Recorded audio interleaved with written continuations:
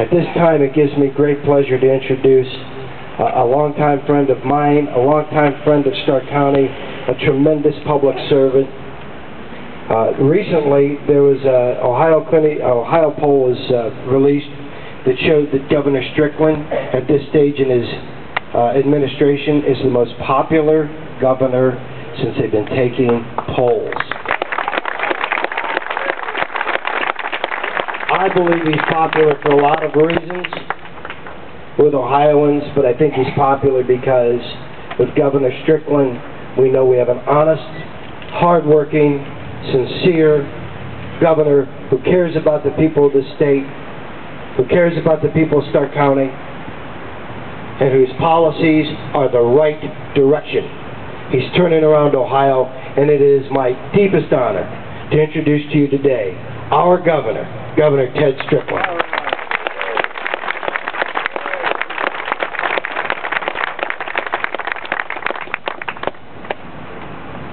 Thank you very much, Johnny Maier, for your friendship, long-standing friendship. I am thrilled to be here today with the other office holders, labor leaders, local community leaders. Mayor, I want to thank you. The mayor's still here. I want to thank the mayor for his being here and for your kind words, Mayor. And I want to thank each of you for being here on this very special day as we inaugurate the candidacy of John Boccieri.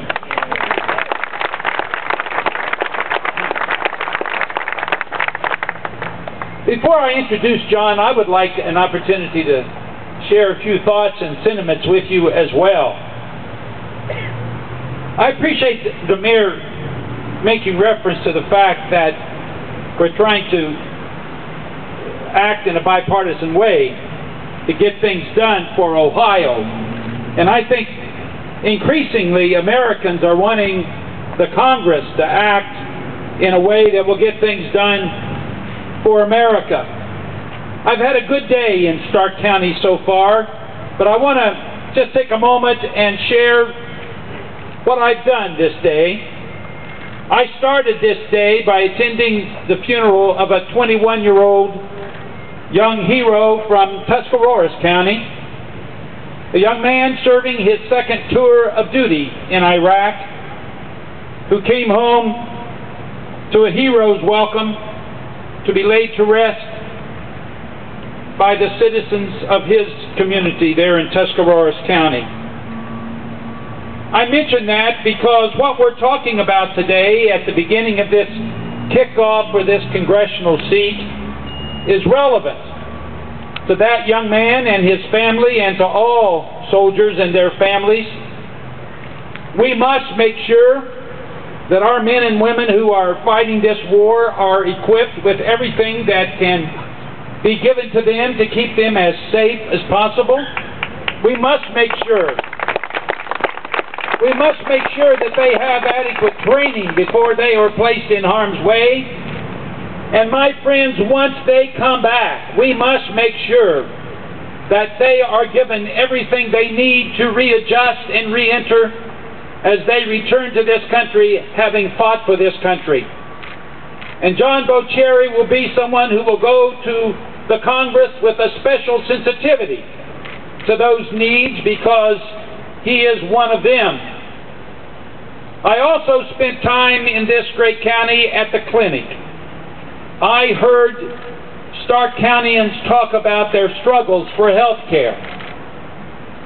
People who are working as hard as they know how to work and are without health care coverage, and people who are doing the best they can but are finding that life is almost overwhelming them through no fault of their own, but because of life circumstances which have made members of their families ill and facing literally hundreds of thousands of dollars in medical bills. And that's also relevant to John Boccieri's going to the Congress, because John Boccieri will fight for those folks, and he will help bring to this country a rational system of health care delivery so that all of the citizens of America can have access to high quality and affordable health care. But I want to talk personally here before I ask John and his family to come up. I love John Boccieri as a brother. I have urged him for quite some time to seek the congressional office. Having been there, I think I know something about the qualities that are needed in Washington, D.C., qualities that are expressed within and throughout the life of John Boccieri. He is, in my judgment, the perfect congressional candidate. He is a young man who deeply cares about his community, who is devoted to his family, who loves his church, who has served his country. I had the privilege of being in John's home just a couple of days before he left for his 4th deployment to the war zone, flying that big 130 plane. It was just a fortuitous time for me, because while I was there, his 3rd and latest child, a little boy by the name of Matthew, had just been brought home from the hospital. And I stood there in that living room and I watched those 2 little girls cradle their newborn brother in their arms. And I watched John and Stacy as they proudly stood by and watched these precious children, knowing that within a few hours John was going to get on a plane and once again go to the war zone representing our country and doing his duty as he was called upon to do it. I went to the air base and watched that plane take off. As I stood there with the other families, as that big C-130 came roaring down the runway and disappeared into the wild blue yonder. John Boccieri deserves our support for this office. He has paid the price.